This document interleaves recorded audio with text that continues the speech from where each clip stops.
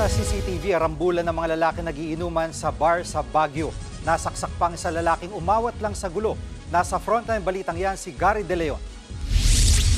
Kita sa video na yan ang dalawang grupo ng mga lalaki na nagrambulan sa isang bar sa Baguio madaling araw kahapon. Isang lalaki ang kumuha pa ng upuan, saka pinag-aampasan na kaalitan. Kita rin ang babaeng umawat sa gulo. Ang lalaki namang ito napasubsob pa. Maya-maya nilapitan siya ng isang lalaking yan na may hawak na kutsilyo. Tinangka siyang pigilan pero inundayan niya ng saksak ang sumubsob na lalaki.